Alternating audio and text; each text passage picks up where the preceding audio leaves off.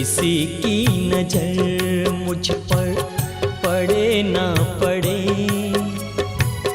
प्रभु की नजर का हुआ है असर। ओम शांति।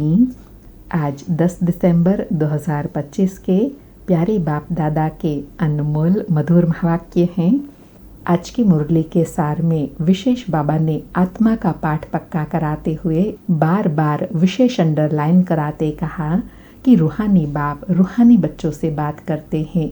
तुम आत्माओं को यह तीसरा नेत्र मिलता है जिसको ज्ञान का नेत्र कहा जाता है। उनसे तुम देखते हो अपने आत्मा भाइयों को, तो यह बुद्धि से समझते हो कि हम आत्मा भाई भाई को देखेंगे तो कर्म इंद्रियों की चंचलता नहीं होंगी। बाबा कहे तो ऐसे पुरुषार्थ करते करते आंखें जो क्रिमिनल हो गई है वह सिविल हो जाएंगी।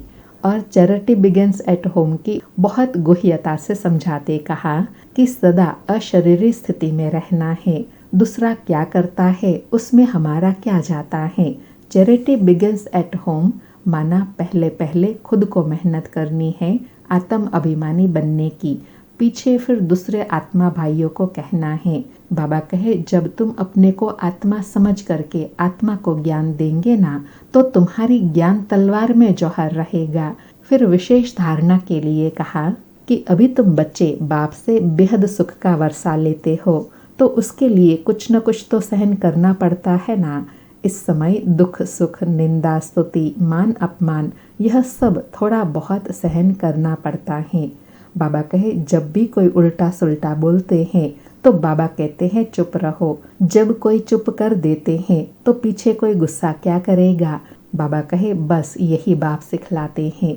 और लास्ट में स्मृति दिलाते बहुत गर्व की अनुभूति कराते कहा कि माला क्यों सिमरी जाती है, क्योंकि अभी संगम पर बाप की बहुत मदद करते हैं तो वह क्यों नहीं सिमरे जाएंगे। तो बाबा कहे तुम सिमरे भी जाते हो पूजे भी जाते हो, तुम मुझसे पूजा में भी तीखे यादगार में भी तीखे और बादशाही में भी तीखे हो। बाबा कहे देखो बाबा तुमको कितना ऊंच बनाते हैं, क्योंकि जो बच्चे बहुत प्यारे होते हैं बाप का जिन बच्चों पर बहुत लव होता है तो बाप बच्चों को कुल्हे पर चढ़ाते हैं। बाबा तो एकदम सिर पर रखते हैं। सुनते हैं प्यारे बाप दादा के इन अनमोल महावाक्यों को। आज बाबा कहे मीठे बच्चे, चैरिटी बिगिंस एट होम अर्थात पहले खुद आत्म अभिमानी बनने की मेहनत करो, फिर दूसरों को कहो। आत्मा समझकर आत्मा को ज्ञान दो तो ज्ञान तलवार में जौहर आ जाएगा। मीठे बच्चे, चैरिटी बिगिंस एट होम अर्थात पहले खुद आत्म अभिमानी बनने की मेहनत करो, फिर दूसरों को कहो। आत्मा समझकर आत्मा को ज्ञान दो तो ज्ञान तलवार में जौहर आ जाएगा। आज मुरली से प्रश्न है, संगम युग पर किन दो बातों की मेहनत करने से सतयोगी तखत के मालिक बन जाएंगे। उत्तर में बाबा ने दो बातें बताई। पहला बाबा कहे दुख सुख निंदा स्तुति में समान स्थिति रहे, यह मेहनत करो। कोई भी कुछ उल्टा सुल्टा बोले क्रोध करे तो तुम चुप हो जाओ, कभी भी मुख की ताली नहीं बजाओ। दूसरी बात बाबा कहे आँखों को सिविल बनाओ, क्रिमिनल आई बिल्कुल समाप्त हो जाए। हम आत्मा भाई भाई हैं। आत्मा समझकर ज्ञान दो, आत्म अभिमानी बनने की मेहनत करो तो सतयोगी तखत के मालिक बन जाएंगे। संपूर्ण पवित्र बनने वाले ही गद्दी नशीन बनते हैं। ओम शांति। रूहानी बाप रूहानी बच्चों से बात करते हैं। तुम आत्माओं को यह तीसरा नेत्र मिला है जिसको ज्ञान का नेत्र भी कहा जाता है। उनसे तुम देखते हो अपने आत्मा भाइयों को, तो यह बुद्धि से समझते हो ना कि जब हम आत्मा भाई भाई को देखेंगे तो कर्म इंद्रियां चंचल नहीं होंगी। और ऐसे करते करते आंखें जो क्रिमिनल हैं वह सिविल हो जाएंगी। बाप कहते हैं विश्व का मालिक बनने के लिए मेहनत तो करनी पड़ेगी ना। बाबा कहे विश्व का मालिक बनने के लिए इतनी मेहनत तो करनी पड़ेगी ना, तो अभी यह मेहनत करो। कौन सी? आत्म अभिमानी बनने की। बाबा कहे मेहनत करने के लिए बाबा नई नई गुह्य पॉइंट्स सुनाते हैं ना, तो अभी अपने को आत्मा भाई भाई समझकर ज्ञान देने की आदत डालनी है। फिर यह जो गाया जाता है कि वी आर ऑल ब्रदर्स, यह प्रैक्टिकल में हो जाएगा। अभी तुम सच्चे सच्चे ब्रदर्स हो, क्योंकि बाप को जानते हो। बाप तुम बच्चों के साथ सर्विस कर रहे हैं। हिम्मते बच्चे मददे बाप, तो बाप आकर के यह हिम्मत देते हैं सर्विस करने की। बाबा ने सरलता से कितनी गुह्य बात बताई कि कहते हैं हिम्मते बच्चे मददे बाप, तो बाबा कौन सी मदद देते हैं? सर्विस करने की, क्योंकि सर्विस से ही ऊंच पद पाएंगे। बाबा कहे तो यह सहज हुआ ना, तो रोज यह प्रैक्टिस करनी पड़ेगी। सुस्ती नहीं होनी चाहिए। यह नए नए पॉइंट्स बच्चों को मिलती हैं। बच्चे जानते हैं कि हम आत्मा भाइयों को बाप पढ़ा रहे हैं, आत्माएं पढ़ती हैं। यह रूहानी नॉलेज है, इसे स्पिरिचुअल नॉलेज कहा जाता है। सिर्फ इस समय रूहानी नॉलेज रूहानी बाप से मिलती है, क्योंकि बाप आते ही है संगम युग पर, जबकि सृष्टि बदलती है। यह रूहानी नॉलेज मिलती भी तब है जब सृष्टि बदलने वाली है। बाप आकर यही तो रूहानी नॉलेज देते हैं कि अपने को आत्मा समझो। बाबा कहे जो कहते हैं ना भगवान आकर रूहानी नॉलेज देते हैं, तो वो रूहानी नॉलेज कौन सी है? अपने को आत्मा समझना। बाबा कहे आत्मा अशरीरी आई थी, यहाँ फिर शरीर धारण करती है। शुरू से अब तक आत्मा ने 84 जन्म लिए हैं, परंतु नंबरवार जो जैसे आए होंगे वह वैसे ही ज्ञान योग की मेहनत करेंगे। फिर देखने में भी आता है कि जैसे जिसने कल्प पहले जो पुरुषार्थ किया, मेहनत किया, वह अभी भी ऐसे ही मेहनत करते रहते हैं। अपने लिए मेहनत करनी है। बाबा कहे जो मेहनत करेंगे वह अपने लिए करते हैं, और मेहनत दिखाई भी देती है पुरुषार्थ में। बाबा कहे दूसरों के लिए तो नहीं करनी होती है, तो अपने को ही आत्मा समझ करके अपने साथ मेहनत करनी है। दूसरा क्या करता है उसमें हमारा क्या जाता है? चैरिटी बिगिंस एट होम, माना पहले पहले खुद मेहनत करनी है, पीछे दूसरों को अर्थात आत्मा भाइयों को कहना है। जब तुम अपने को आत्मा समझ करके आत्मा को ज्ञान देंगे, तो तुम्हारे ज्ञान तलवार में जौहर रहेगा। अर्थात बाबा कहे आत्मा समझने से तुम्हारी वाणी में भी शक्ति आएगी। बाबा कहे मेहनत तो है ना, तो ज़रूर कुछ न कुछ सहन करना पड़ता है। इस समय दुख सुख निंदा स्तुति मान अपमान यह सब थोड़ा बहुत सहन करना पड़ता है। तो जब भी कोई उल्टा सुल्टा बोलता है तो कहते हैं चुप। जब कोई चुप कर देते हैं तो पीछे कोई गुस्सा क्या करेगा? जब कोई बात करते हैं और दूसरा भी बात करते हैं तो मुख की ताली बजती है। अगर एक ने मुख की ताली बजाई और दूसरे ने शांत किया तो चुप। बस यह बाप सिखलाते हैं। बाबा ने कितना सरल रीति समझाया कि बाबा क्या सिखलाते हैं कि जब कोई बहस होती है, कोई बात होती है, तो तुम चुप रहो, तो मुख की ताली नहीं बजेंगी, वातावरण शांत रहेगा। यही बाबा सिखलाते हैं। बाबा कहे कभी भी देखो कोई क्रोध में आते हैं तो चुप हो जाओ, आपे ही उसका क्रोध शांत हो जाएगा। दूसरी ताली बजेंगी नहीं। अगर ताली से ताली बजी तो फिर गड़बड़ हो जाती है। इसलिए बाप कहते हैं बच्चे कभी भी इन बातों में ताली नहीं बजाओ, न विकार की, न काम की, न क्रोध की। अर्थात एक दूसरों की गलती में साथ नहीं देना, उसको कहा जाएगा चुप रहना, ताली नहीं बजाना। बाबा कहे बच्चों को हर एक का कल्याण करना ही है। इतने जो सेंटर्स बने हुए हैं, किस लिए? बाबा कहे सेंटर्स किस लिए बने हैं? सर्विस के लिए। कल्प पहले भी तो ऐसे सेंटर्स निकले होंगे। देवों का देव बाप देखते रहते हैं कि बहुत बच्चों को यह शौक रहता है कि बाबा सेंटर खोलो। हम सेंटर खोलते हैं, हम खर्चा उठाएंगे। तो दिन प्रतिदिन ऐसे होते जाएंगे, अर्थात सेंटर खुलने वाले निकल आएंगे, क्योंकि जितना विनाश के दिन नज़दीक होते जाएंगे उतना फिर इस तरफ भी सर्विस का शौक बढ़ता जाएगा।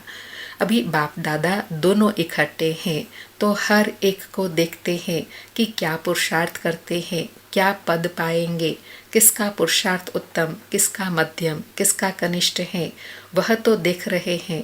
बाबा कहे वह तो पुरुषार्थ से दिखाई देता है। टीचर भी स्कूल में देखते हैं कि स्टूडेंट किस सब्जेक्ट में ऊपर नीचे होते हैं, तो यहाँ भी ऐसे ही है।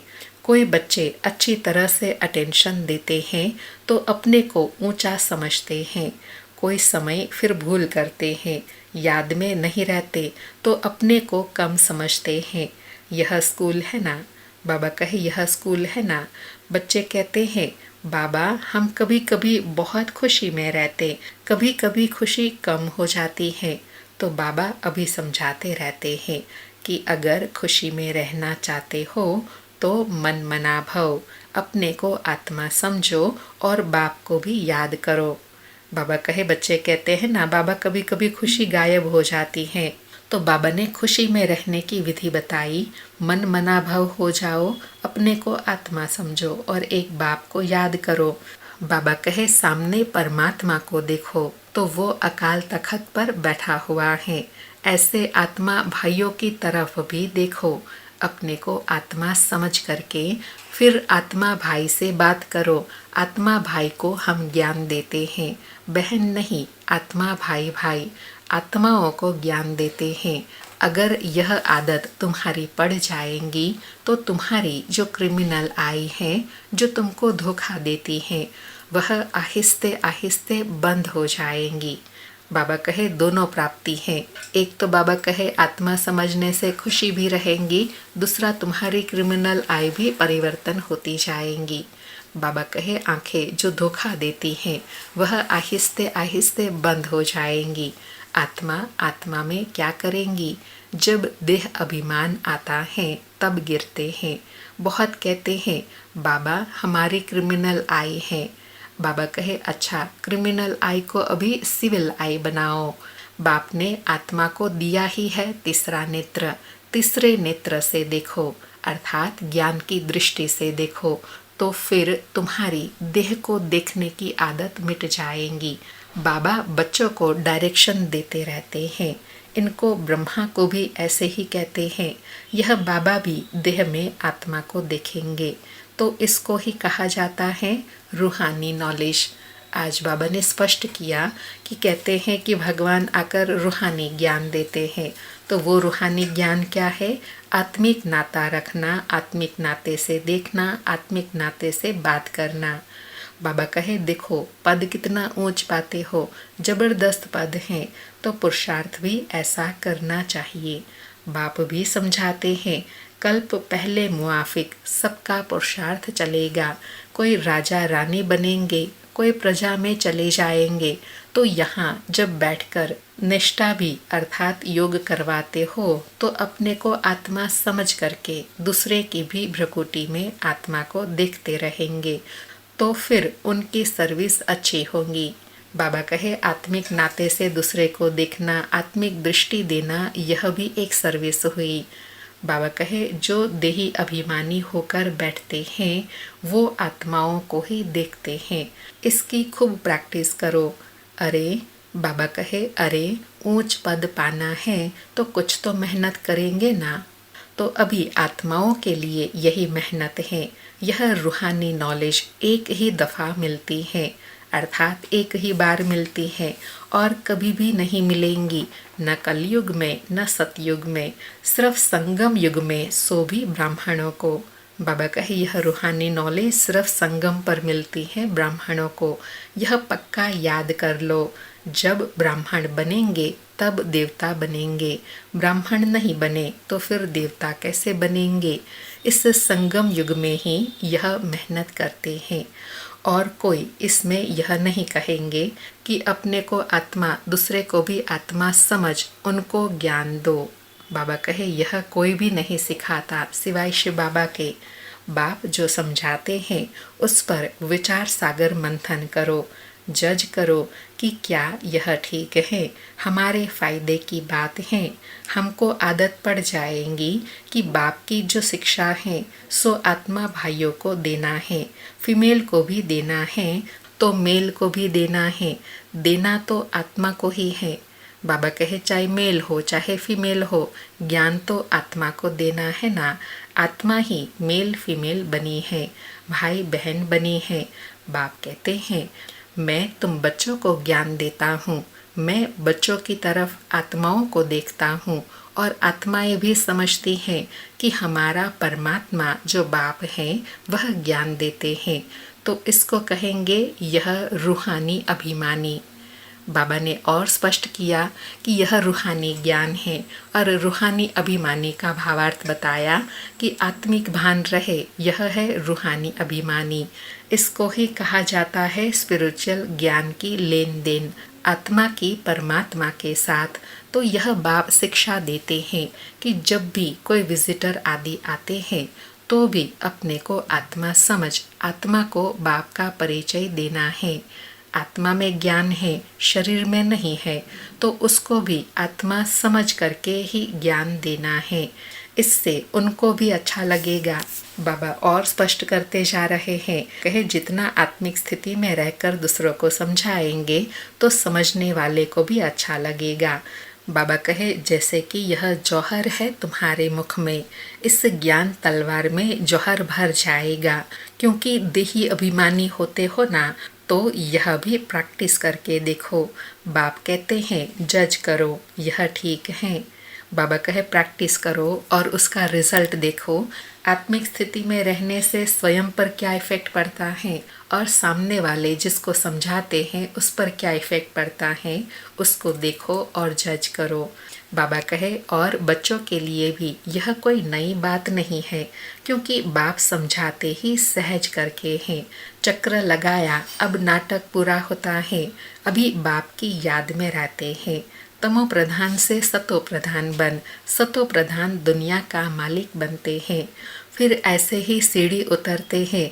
देखो कितना सहज बताते हैं। बाबा कहे देखो मैं कितना सहज बताता हूँ, कैसे तुम सतो प्रधान बनते हो और कैसे तुम नीचे उतरते हो। हर 5000 वर्ष के बाद मेरे को आना होता है। ड्रामा के प्लान अनुसार मैं बंधाईमान हूँ। आकर के बच्चों को बहुत सहज याद की यात्रा सिखलाता हूँ। याद की यात्रा में अंत मते सोगति हो जाएंगी। यह इस समय के लिए है, यह अंतकाल है। अभी इस समय बाप बैठ करके युक्ति बतलाते हैं कि माम एकम याद करो तो सदगति हो जाएंगी। बच्चे भी समझते हैं कि पढ़ाई से यह बनूंगा, फलाना बनूंगा। इसमें भी यह है कि मैं जाकर के नई दुनिया में देवी देवता बनूंगा। बाबा कहे पढ़ाई में लक्ष्य रहता है ना, तो यहाँ भी लक्ष्य रहता है, हमें मनुष्य से देवता बनना है। बाबा कहे कोई नई बात नहीं है। बाप तो घड़ी घड़ी कहते हैं नथिंग न्यू, यह तो सीढ़ी उतरनी चढ़नी है। जिन्न की कहानी है ना, उसको सीढ़ी उतरने और चढ़ने का काम दिया गया। यह नाटक ही है, चढ़ना और उतरना। याद की यात्रा से बहुत मजबूत हो जाएंगे। अंडरलाइन। बाबा कहे इस चढ़ने उतरने के नाटक में तुम याद की यात्रा में रहेंगे तो बहुत मजबूत हो जाएंगे। इसलिए भिन्न भिन्न प्रकार से बाप बच्चों को बैठ सिखलाते हैं कि बच्चे अभी देही अभिमानी बनो, अभी सबको वापस जाना है। तुम आत्मा पूरे 84 जन्म लेकर तमो प्रधान बन गए हो। भारतवासी ही सतो रजो तमो बनते हैं। दूसरी कोई नेशनैलिटी को नहीं कहेंगे, दूसरी कोई नेशनैलिटी को नहीं कहेंगे कि पूरे 84 जन्म लिए हैं। बाप ने आकर बताया है नाटक में हर एक का पार्ट अपना अपना होता है। आत्मा कितनी छोटी है, साइंसदानों को यह समझ में ही नहीं आएगा कि इतनी छोटी आत्मा में यह अविनाशी पार्ट भरा हुआ है। यह है सबसे वंडरफुल बात। बाबा कहे यह है सबसे वंडरफुल, जो साइंस के साधनों से नहीं देख सकते कि आत्मा में क्या और कितना पार्ट भरा हुआ है, जो बाप आकर बताते हैं। यह छोटी सी आत्मा और पार्ट कितना बजाती है, वह भी अविनाशी। यह ड्रामा भी अविनाशी है और बना बनाया है। ऐसे नहीं कोई कहेंगे कि कब बना, नहीं, यह कुदरत है। बाबा कहे यह आत्मा में जो पार्ट भरा है ना, यह भी कुदरत है। यह ज्ञान बड़ा वंडरफुल है, कभी कोई यह ज्ञान बता ही नहीं सकते हैं। ऐसे कोई की ताकत नहीं है जो यह ज्ञान बताए। तो अभी बच्चों को बाप दिन प्रतिदिन समझाते रहते हैं, अभी प्रैक्टिस करो कि हम अपने आत्मा भाई को ज्ञान देते हैं, आप समान बनाने के लिए, बाप से वर्षा लेने के लिए, क्योंकि सब आत्माओं का हक है। बाबा और स्पष्ट कर रहे हैं कि आत्मा समझना क्यों ज़रूरी है, क्योंकि जब आत्मिक भान में आएंगे तभी बाबा से वर्षा लेने का हकदार बनेंगे। बाबा आते हैं सभी आत्माओं को अपना अपना शांति व सुख का वर्षा देने। हम जब राजधानी में होंगे तो बाकी सब शांति धाम में होंगे, पीछे जय जयकार होंगी, यहाँ सुख ही सुख होगा। इसलिए बाप कहते हैं पावन बनना है। जितना जितना तुम पवित्र बनते हो उतना कशिश होती है। जब तुम बिल्कुल पवित्र हो जाते हो तो गद्दी नशीन हो जाते हो। तो प्रैक्टिस करो। बाबा कहे तो प्रैक्टिस करो। कौन सी? आत्मिक स्थिति में रहने की। आत्मिक स्थिति से आत्मा भी पवित्र बनती जाएंगी। बाबा कहे ऐसे मत समझो कि बस यह सुना और कान से निकला, नहीं, यह प्रैक्टिस बिगर तुम चल नहीं सकेंगे। अपने को आत्मा समझो, वह भी आत्मा भाई भाई को बैठकर समझाओ। रूहानी बाप रूहानी बच्चों को समझाते हैं। इसको कहा जाता है रूहानी स्पिरिचुअल नॉलेज। स्पिरिचुअल फादर देने वाला है। जब चिल्ड्रन पूरा स्पिरिचुअल बन जाते हैं, एकदम प्योर बन जाते हैं, तो जाकर सतयुगी तखत के मालिक बनते हैं। जो प्योर नहीं बनेंगे वो माला में भी नहीं आएंगे। माला का भी कोई अर्थ तो होगा ना। बाबा कहे माला का भी कोई अर्थ व कोई न कोई कंडीशन तो होंगी ना कि माला में कौन आ सकेंगे, जो पवित्र बनते हैं। बाबा कहे माला का राज दूसरा कोई भी नहीं जानते हैं। माला क्यों सिमरते हैं? क्योंकि बाप की बहुत ही मदद की है, तो क्यों नहीं सिमरे जाएंगे। बाबा कहे माला है ही बाबा के मददगार बच्चों की, तो उनका सिमरन क्यों नहीं होगा। बाबा कहे तुम सिमरे भी जाते हो, तुम्हारी पूजा भी होती है और तुम्हारे शरीर की भी पूजा होती है, और मेरी तो सिर्फ आत्मा को पूजा जाता है। देखो तुम तो डबल पूजे जाते हो, मेरे से भी जास्ती। बाबा नशा दिला रहे हैं कि तुम कितने भाग्यशाली हो जो तुम्हारा सिमरन भी होता है और डबल पूजा होती है, आत्मा की भी और शरीर की भी। बाबा कहे तुम जब देवता बनते हो तो देवताओं की भी पूजा करते हैं, इसलिए पूजा में भी तुम तीखे, यादगार में भी तुम तीखे और बादशाही में भी तुम तीखे। अंडरलाइन। बाबा और नशा दिला रहे हैं कि पूजा में भी तुम तीखे हो, यादगार में भी और बादशाही लेने में भी। बाबा कहे देखो तुमको कितना ऊंच बनाता हूँ। तो जैसे प्यारे बच्चे होते हैं, बहुत लव होता है, तो बच्चों को कुल्ले पर अर्थात कंधे पर, माथे पर भी रखते हैं। बाबा एकदम सिर पर रखते हैं। बाबा ने स्वमान दिलाया फिर और नशा दिलाया। ऐसे लायक बच्चों को बाबा भी कंधे पर बिठाते हैं, सिर माथे पर रखते हैं। अच्छा, मीठे मीठे सिकिलधे बच्चों प्रति माता पिता बाप दादा का याद प्यार और गुड मॉर्निंग। रूहानी बाप की रूहानी बच्चों को नमस्ते। हम रूहानी बच्चों की रूहानी माता पिता बाप दादा को याद प्यार, गुड मॉर्निंग और नमस्ते नमस्ते। सारी मुरली से धारणा के लिए सार हैं। पहला पॉइंट, गायन और पूजन योग्य बनने के लिए स्पिरिचुअल बनना है, आत्मा को प्योर बनाना है, आत्म अभिमानी बनने की मेहनत करनी है। दूसरा पॉइंट, मन मना भाव के अभ्यास द्वारा अपार खुशी में रहना है। स्वयं को आत्मा समझकर आत्मा से बात करनी है। आँखों को सिविल बनाना है।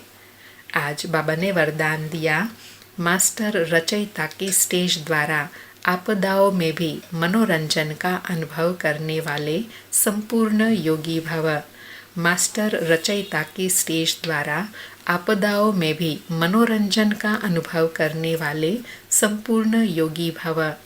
स्पष्टीकरण है, मास्टर रचयिता के स्टेज पर स्थित रहने से बड़ी आपदा एक मनोरंजन का दृश्य अनुभव होंगी।